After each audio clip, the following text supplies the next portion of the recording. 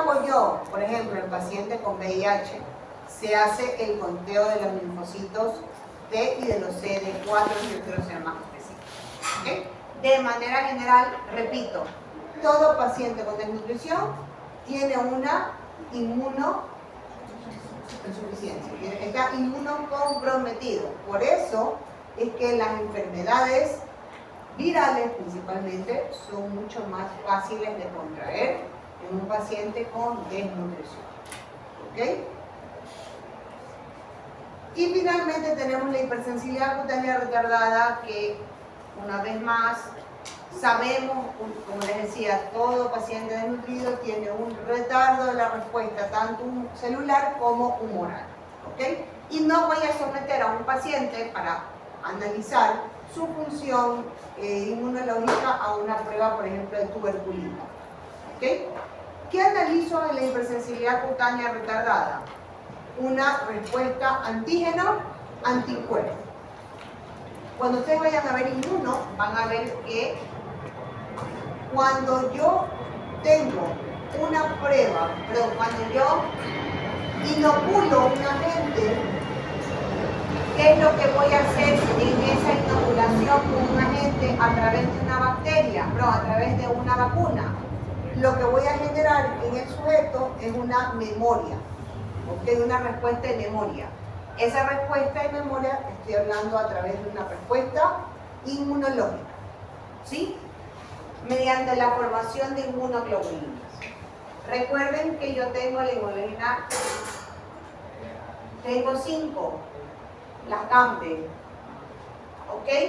Y cuando yo quiero ver enfermedad actual versus enfermedad pasada, yo analizaré la inmunoglobulina M y la G. ¿Cuándo analizo la E? Creo que ya lo hablamos con ustedes. Para atopias o en parasitosis. ¿Qué cosa? Para el proceso de hipersensibilidad. Atopias. ¿Ok? Que la G y la M tienen que ver netamente con mis defensas. ¿Ok? Y con la presencia de la enfermedad actual o no. Memotecnia, M de momento, ahorita. ¿Ok? Si yo quiero saber si tengo una enfermedad ahorita, tengo COVID, ahorita me hago la IgM. Tengo que revisar la IgM. ¿Ok? Pero si quiero saber si tuve dengue, por ejemplo, si tengo o tuve dengue, ¿qué voy a ver? La G. ¿Qué significa gone? Y gone, esa es mi memotecnia. Y gone significa fue. Fue. ¿Ok? Esa es mi memotecnia. Créanme lo que alguna vez tuve una lucha, una pelea con mi residente en la rural, que por más que le llevaba todas las evidencias, seguía en la ignorancia y se quedó con que la G era enfermedad actual y la M que tuvo. En la vida a veces hay que dejar pasar al que no quiera aprender. ¿Ok? Pero por favor, no se olviden estas cosas tan básicas. Uno se encuentra en los hospitales y les comienzan a refutar, no, es que está enfermo. Está enfermo. Y como dato extra, estas inmunoglobulinas tienen la capacidad de atravesar la barrera placentaria. Y a veces, especialmente en las mujeres, cuando se embarazan, ¿okay?, hacen toxoplasmosis. ¿Okay? ¿Cierto? Ustedes no les mandé a investigar cuáles son las enfermedades del grupo TORCH, al otro grupo sí. Voy a investigar cuáles son las enfermedades del grupo TORCH. ¿Okay? Ajá. Una de las enfermedades que se analiza en ese TORCH es toxoplasmosis. Entonces, hay mujeres que salen titulación presente para toxoplasma. ¿Ok?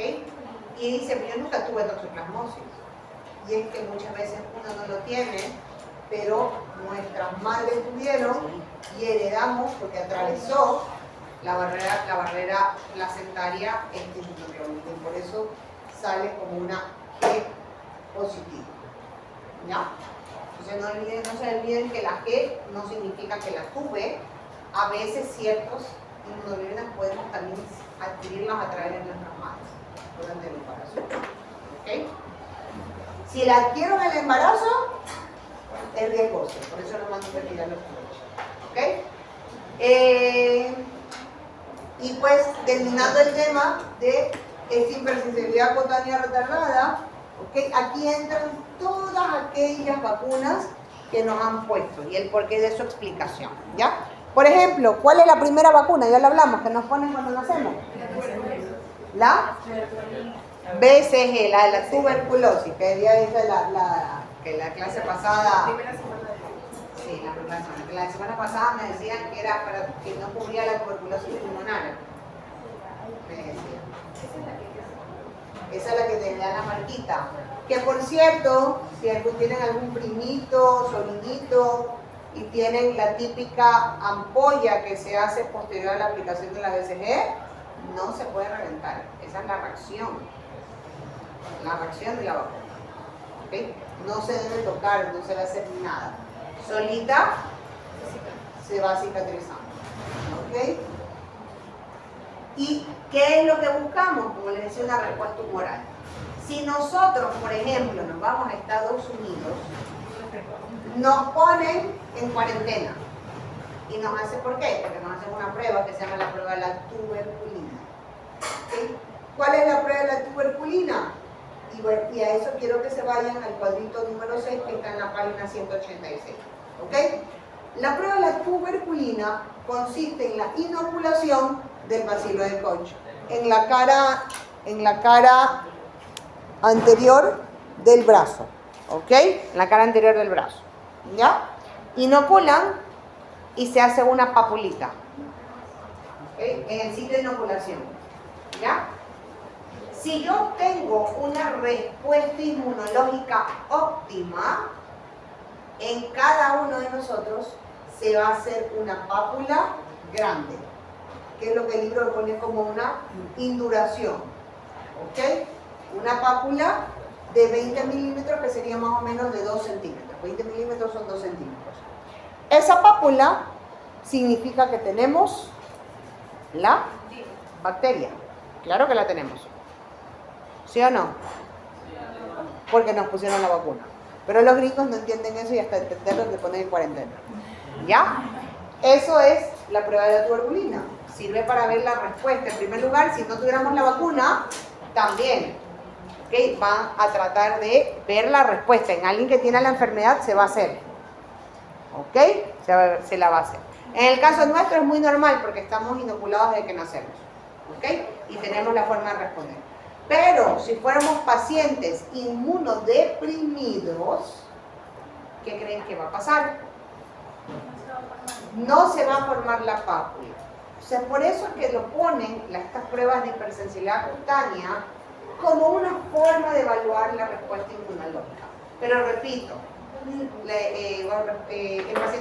pacientes desnutridos. ¿Ok? Pero repito, no vale la pena malgastar estos tipos de pruebas para simplemente analizar la función inmunológica. ¿Ok? Hasta ahí, chicos, ¿alguna pregunta? Ah, perfecto, la pregunta de su compañera. En VIH, pues el paciente va a ser un paciente inmunodeprimido.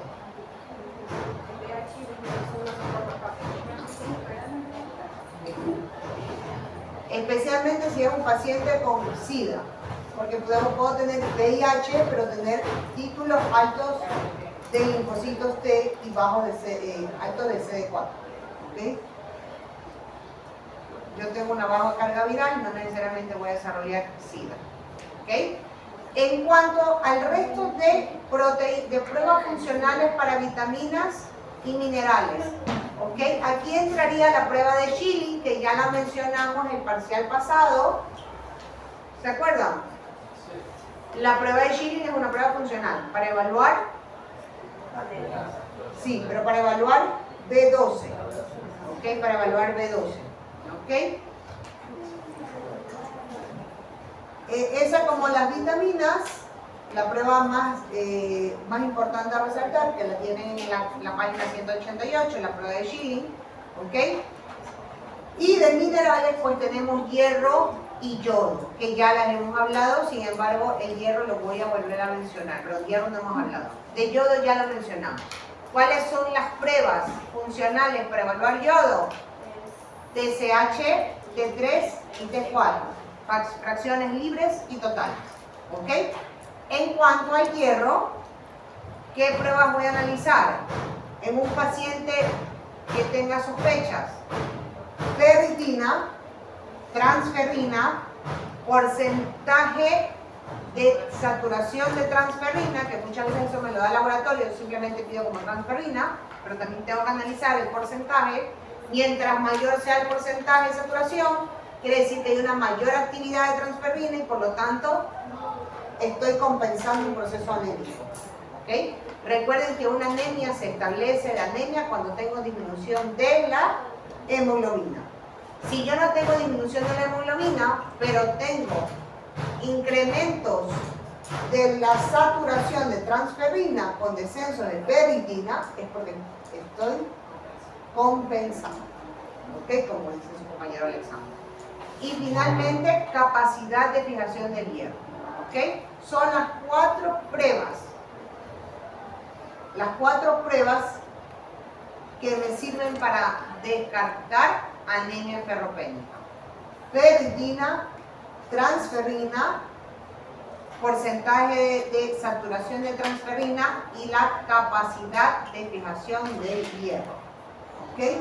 Recuerden que la biometría que habíamos hablado como una forma para saber el conteo de linfocitos, ¿okay?, me sirve solo de forma indirecta la cantidad de hierro a través de la hemoglobina. ¿Okay? Pero yo necesito saber qué está pasando y por eso uso las pruebas funcionales. ¿Okay? Estas son las pruebas funcionales para descartar anemia ferropénica. ¿Ok? Preguntas. O sea, serían las 3 pruebas a resaltar. Schilling para B12, ¿ok? Pruebas tiroideas para yodo y la ferritina, transferrina, porcentaje de saturación de transferrina y capacidad de fijación del hierro para analizar el hierro como pruebas funcionales. Y finalmente tenemos las pruebas de rutina.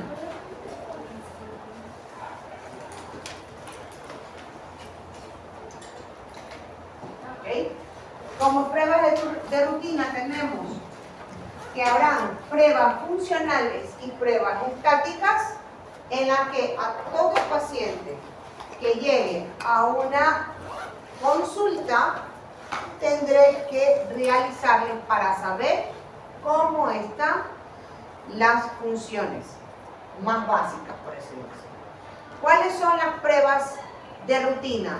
Tenemos biometría hemática completa, ¿ok? Las pruebas que las consideran como perfil lipídico, pero ya les voy a decir cuál realmente no me sirven, no me analizan lípidos como tal. ¿Cuáles son las pruebas de perfil lipídico? Colesterol total y sus fracciones. Si no me hacen fracciones, no me sirve de nada el colesterol total. Colesterol total y sus fracciones: HDL, LDL, ¿ok? Y los triglicéridos. Son consideradas estas 3 pruebas como perfil lipídico, pero ojo, una no me determinan los alimentos de consumo graso. ¿Ok? Ya lo vamos a hablar. ¿Qué otras pruebas tenemos? Glucosa. ¿Ok? ¿Cuál hacemos como prueba de rutina? Glicemia en ayunas. ¿Ok? Glicemia en ayunas. ¿Qué más tenemos como pruebas de rutina? Función renal. ¿Cuáles? Urea, creatinina, ácido úrico. ¿Okay? Urea, creatinina, ácido úrico. ¿Qué más? Pruebas hepáticas. ¿Cuáles son las pruebas hepáticas que hacemos? Transaminasa, GOT, GPT. Y si tengo sospechas, ¿ok?, en pacientes principalmente con obesidad o en mujeres que consumen anticonceptivos principalmente, hagan GGT. ¿Qué analiza la GGT? Vías intrahepáticas. ¿Ok? Vías intrahepáticas. GGT. GOT, GPT y GGT.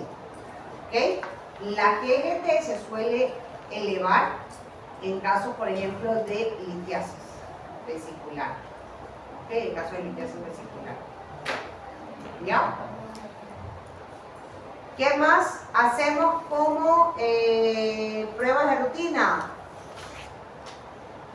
A veces también se incluyen aquí las infecciosas, ¿ok? Como se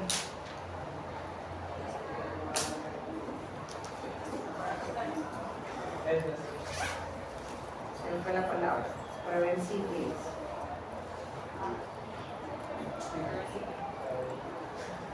Ok. Después se la digo, pero es que la verdad que no me estoy sintiendo muy bien. ¿Ok? Y finalmente lo que les decía, pruebas tiroideas. Hoy por hoy las pruebas tiroideas también se están considerando pruebas de rutina, especialmente si acude por pérdida de peso. ¿Ok? Pérdida de peso, el paciente que hagan o alteración del peso, hagan pruebas tiroideas. Esas serían pruebas en sangre y le añaden una prueba en orina, como el físico-químico sedimento, ¿ok?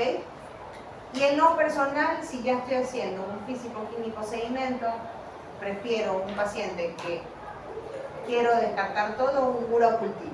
No pierdo nada, pierdo más si tengo